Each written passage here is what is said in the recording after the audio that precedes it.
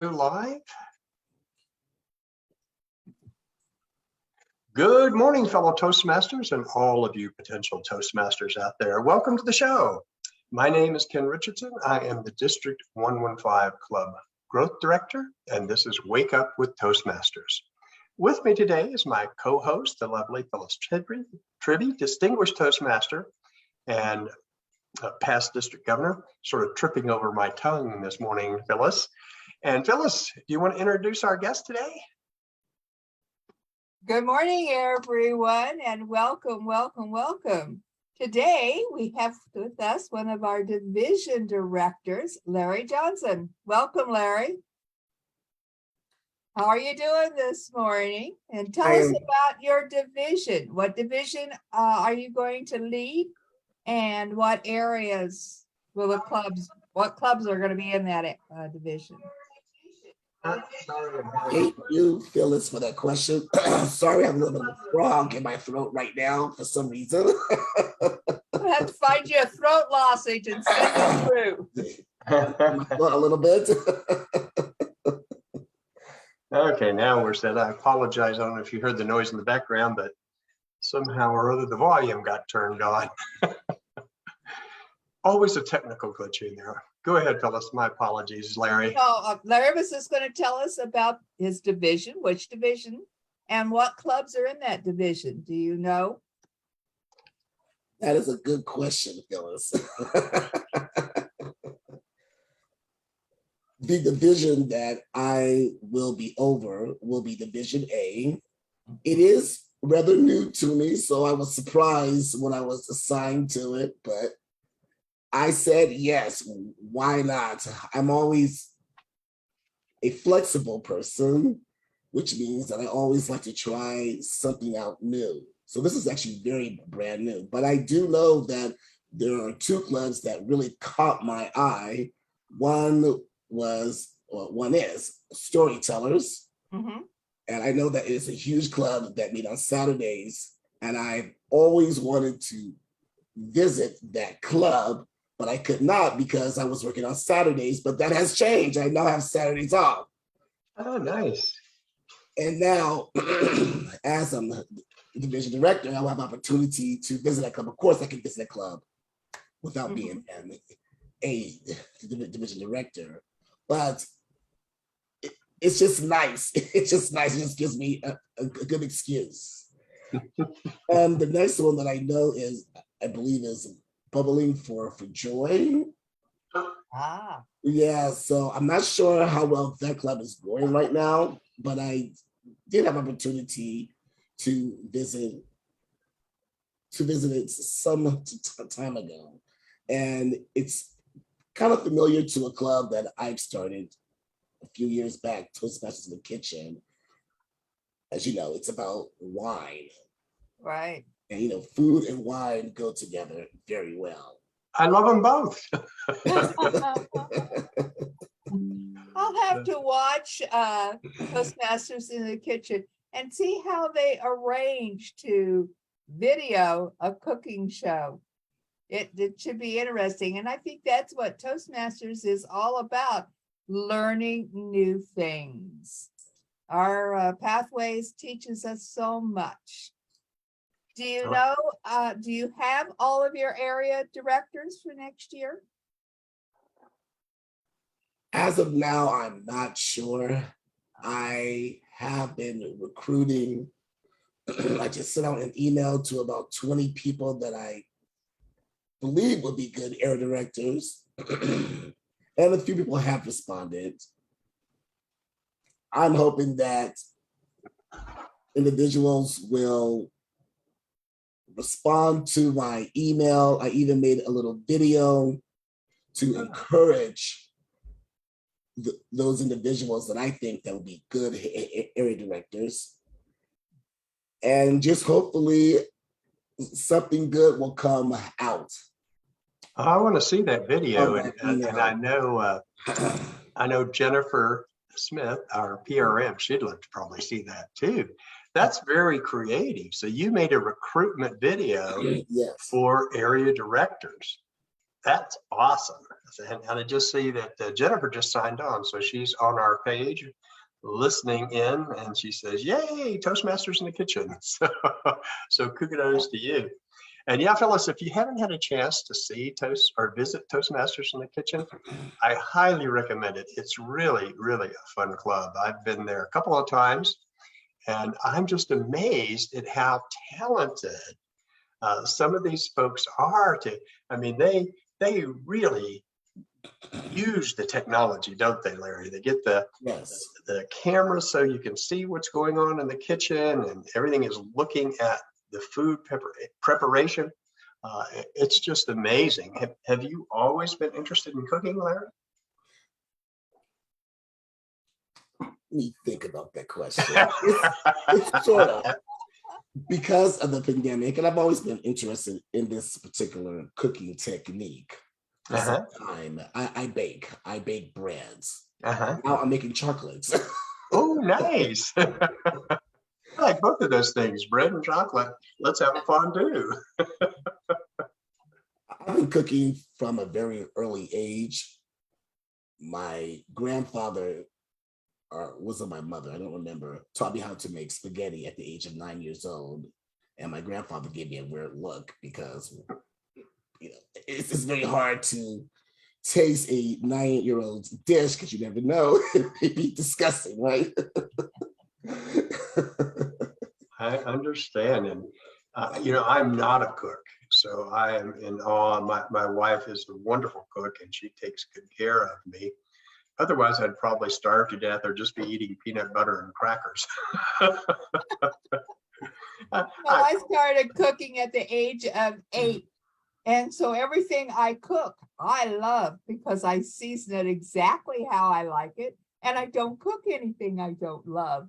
So, it's a problem with the weight when you love to cook. That is true. Oh, that's something that we all struggle with, I think, in enjoying the food and wine as we do. And I haven't visited Bubbling with Joy, but I've had a lot of talks with Bill Bruniga.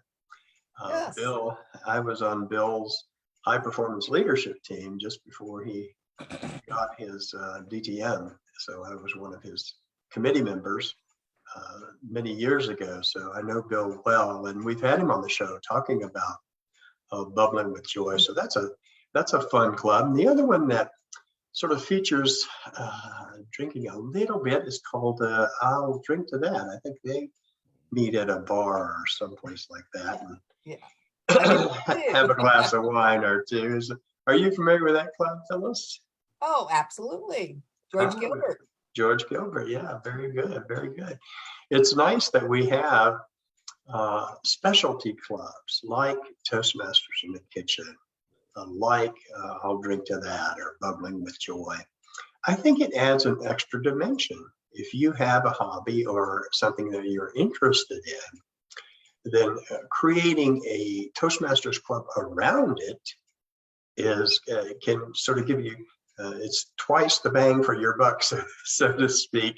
You get to enjoy your hobby or whatever it is that you enjoy, and you learn and develop communication and leadership skills along the way. And I can easily see Larry heading up a cooking show on HGTV one of these days.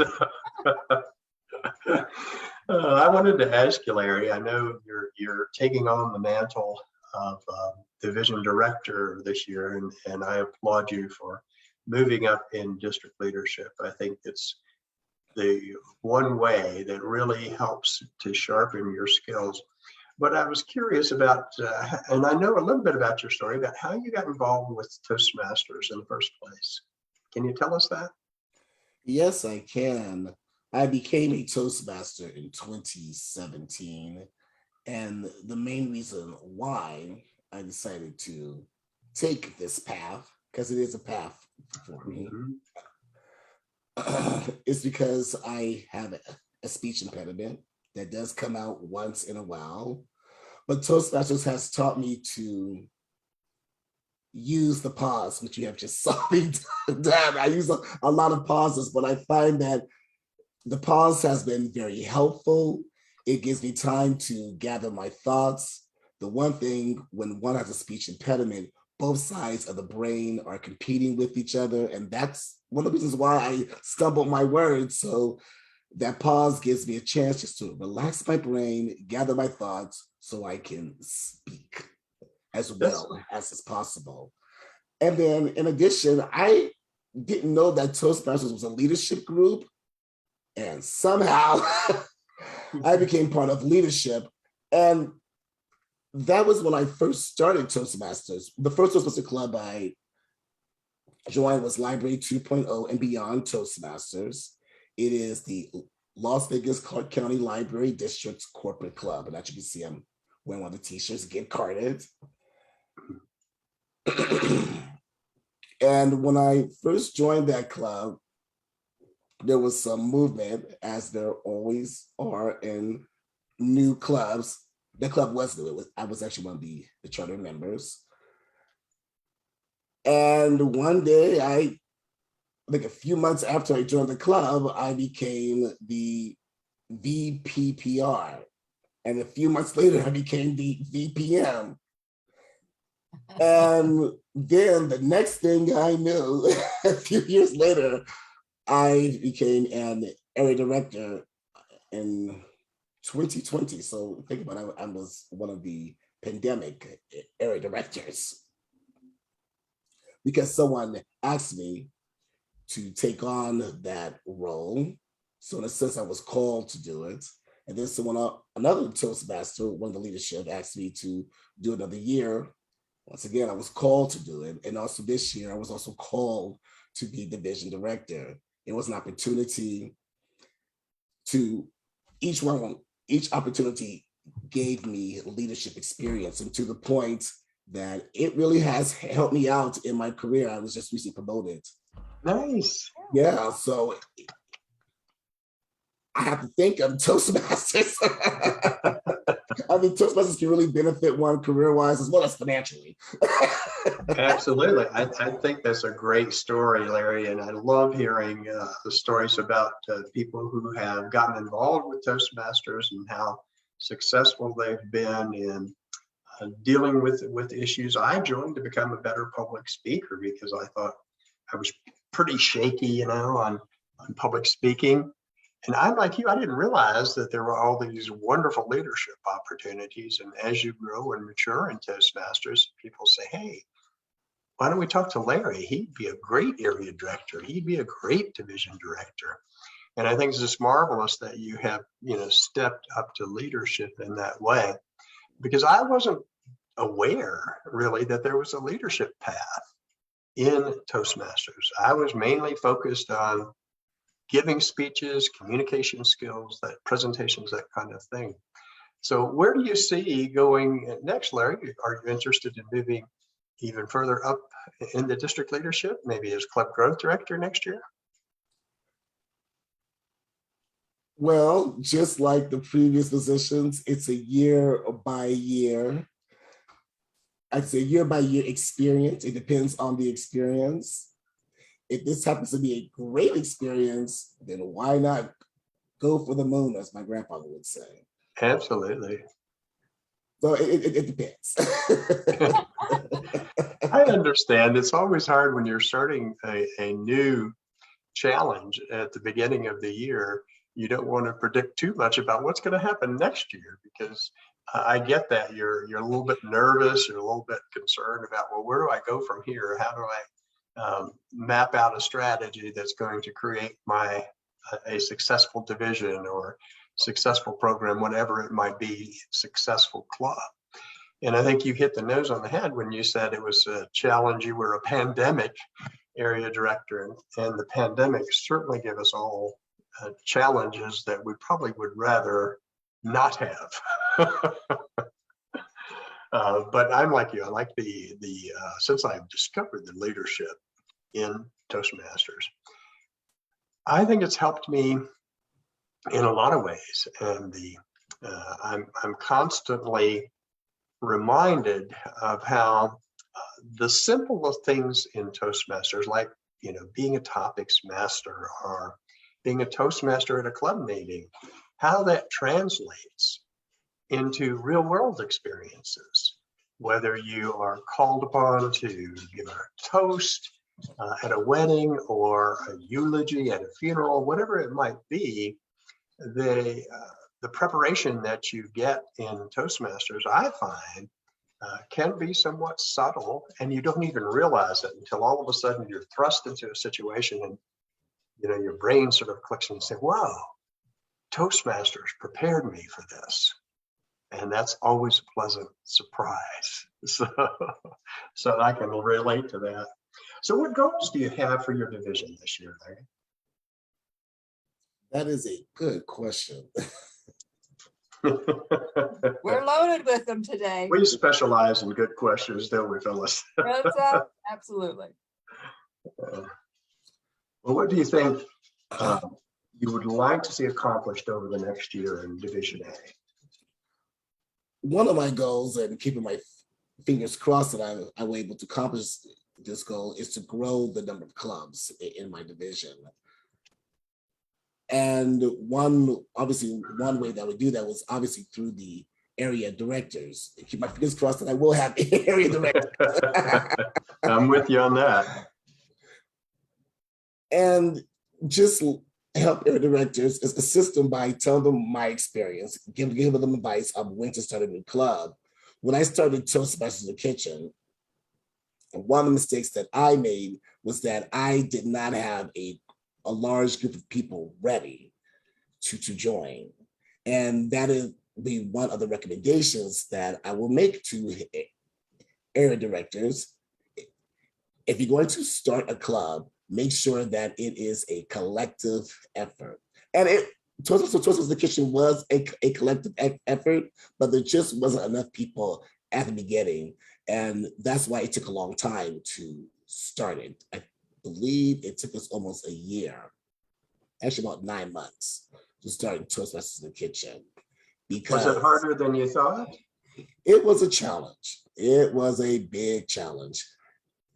As a matter of fact, I was nearly every position before the club chartered. And it just took a lot of my work. I mean, actually, a lot of my time. But it was well worth it at the end of the day. I was able, and with the help with other people, such as Jean Williams, Larry McCormick, she was the other sponsor, Jean Dumford. That type group of people was the core of starting that club. It was a huge effort, but it was well worth it at the end of the day. Great things for me, and this is my opinion, do not start overnight.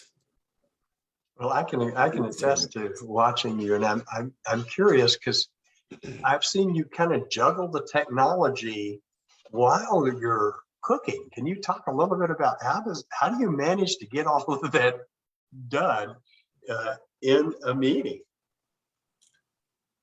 It depends on each person. For me personally, I just have a laptop as well as a cell phone. And so the cell phone is my cooking camera, and my laptop, well, it's like what I'm seeing right now. And that's how I do it. Let me just show you an example here. You probably can't see it here, but I use this device. I see it, yeah. And this is really helpful when it shows the actual meal cooking along with a phone. That's it. It's really simple. Some individuals or some members of Toastmasters in the Kitchen, they actually have their cameras hanging. Oh, wow. And so you can actually see their entire workspace, and as well has a camera in front of their face. So you must have at least 2 laptops, probably.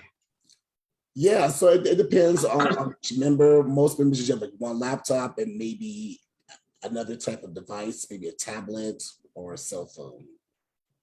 It's fairly simple. Do you have? How many members? Uh-huh. Let's see. I know that we are growing. We have lost members, which happens with many charter clubs at the very beginning. So we have lost some members. Right now,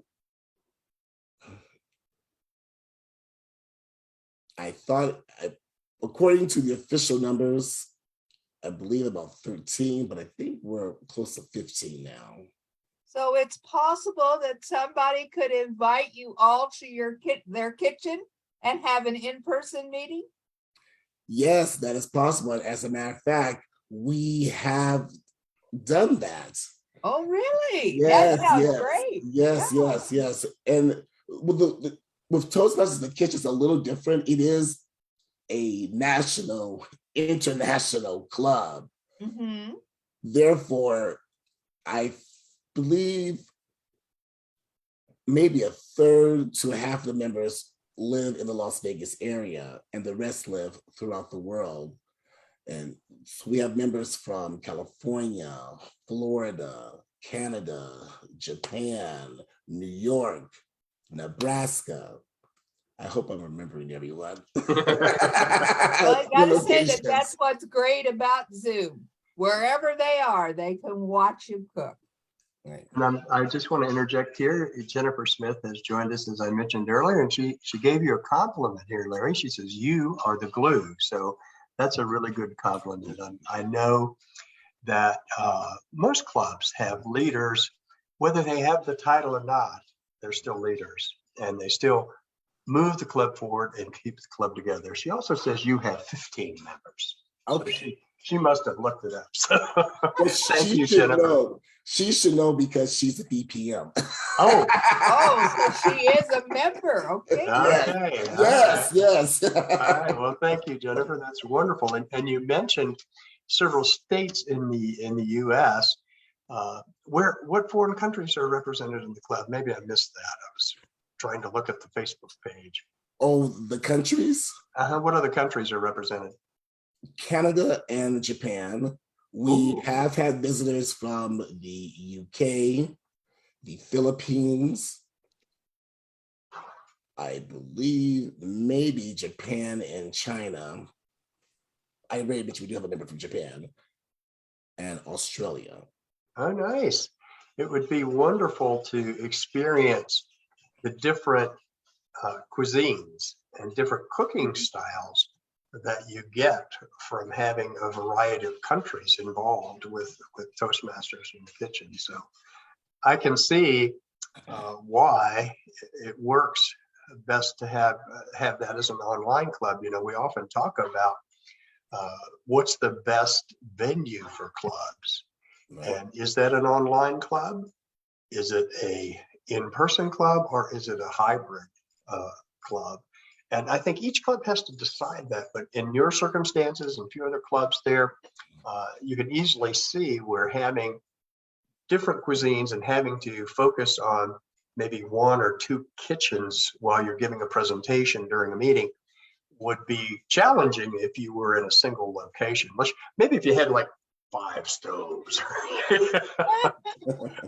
or something like that. But yeah, that's great. And I think that's one of the things about the Zoom universe that we're now part of, is that it has some very good points. It has some very good opportunities that might not have existed before. And you can do it with Zoom alone, or you can do it in a hybrid setting. For example, my home club is Early Risers. We are in A3, by the way, Larry, and we're so glad to have you as our division director. Looking forward to working with you, whatever we can do to help make your year successful. But we have one member who is actually from Las Vegas, I think, originally, but he is in the Philippines. He's currently his employer, and I've forgotten what he does for a living, but his employer has him assigned right now to the Philippines, and he joins us, you know, in the mornings. We meet at 6:30, and of course it's like 10:30 at night for him. But but he's kind of gotten used to that, because most of his counterparts who are based in the U.S., he needs to meet with them in the morning. So he tends to have, for him, what are late night meetings, but that would not be possible if we didn't have Zoom. So I can see that that's very, very beneficial in a situation like yours. And the other thing that I think is very creative is being able to use multiple devices, whether you have a tablet or a laptop or a desktop or a phone, you're able to project an image from your kitchen that your members can see and appreciate. So I think that's terrific. Well, we do have a few announcements I want to make, but before we do, Phyllis, any final questions you have for Larry? Well, I think he ought to make a shameless plug. What time and day do you meet within the kitchen? Okay, and do you mind if I do it for all three of my clubs? Please. Well, go ahead. absolutely, Okay. but I know one of them is a corporate club and closed, is it not? Yes, it is. Library 2.0 and beyond Toastmasters. And just in case there are members, our staff members from the Las Vegas Clark County Library District seeing this show, we need you. And that club meets every Monday not every Monday. It meets every second and fourth Monday at 9 a.m. Then there is Pro Toastmasters, and I better make a shout out to that club because I'm actually the president of that club.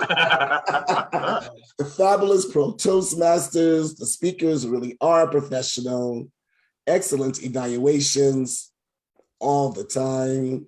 A great group of people, and that club meets every Wednesday at 7 p.m. Then there's Toastmasters in the Kitchen, which meets every Sunday at 4 p.m. Pacific time. Nice. So you have a well-rounded week or every other week covering everything. Well, we really do appreciate you getting up early this morning, Larry, and joining us for the show. I think you've given us a lot of good information and a lot of thoughts about leadership in the district and what we can do to make that go forward.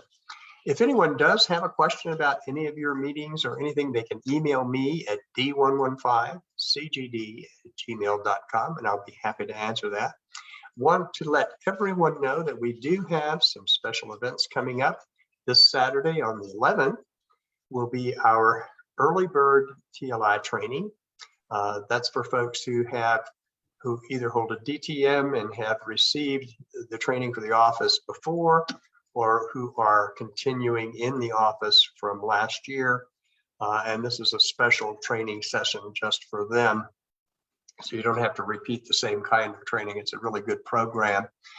And then that evening, we'll also have educational enrichment night. So that'll be at 6 p.m. to 8 p.m. We'll always have the new member orientation, again, not to supplant your club's orientation, but to supplement. And we'll do introduction to pathways. I think we have a couple of other programs there that off the top of my head, I seem to have forgotten. I apologize for that, but send me an email and I will get it straight. Coming up on June 25th, we will have an in-person TLI. That'll start, registration opens at 8, classes start at 8:30 a.m. And that is at the LDS Church on Lone Mountain.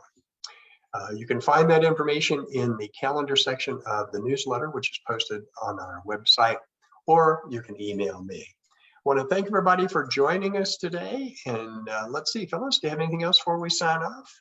I think you ought to tell people that we will have a Zoom TLI, but it will be the first week in July. Thank you for the people reminder. Don't think that they have to go to the one when they can't make it on a Saturday. Thank you so much for reminding me, Phyllis. Yes, our goal is to provide educational opportunities in a variety of formats. So as I mentioned, we have the early bird TLI, that's online. We're going to have an in-person TLI on the 25th. And then on July 9th, we will have a full online TLI for those who weren't able to make either of the others. So we want to make sure we give plenty of opportunities for our members in whatever format best meets their needs to get their training. Thank you for that reminder, Phyllis. I don't know what I'd do without you. I appreciate it. You'd get by. Jan Get might to even go. get up early. I don't know. She doesn't like to get up early, but yeah, she does keep me straight when she does. But Absolutely. all right. Well, I want to thank everybody again. We appreciate your joining us today. Hopefully you'll join us tomorrow. We're going to be filling in tomorrow for Jennifer Smith is going to be out as well as Jean Dunford. So we're going to fill in for them. And then we'll be back on Thursday. Who's our guest on Thursday, fellas? James Puchet. He is from Toastmasters. He's been around a couple, 3 years. We'll talk Wonderful. about his journey in Toastmasters. That's awesome. And Toastmasters is an emerging club that I know you've been a member of for a while. So we'll be interested in hearing about them, where they meet, when, and where and when. So we're looking forward to that. We don't have a guest yet for tomorrow, but we're always looking. So if you're interested in coming on the show, please send me an email and we will get you scheduled. That's it for now, everyone. Thank you so much for joining us. You have a wonderful day and we'll see you again tomorrow. Bye-bye. Thank you, Larry.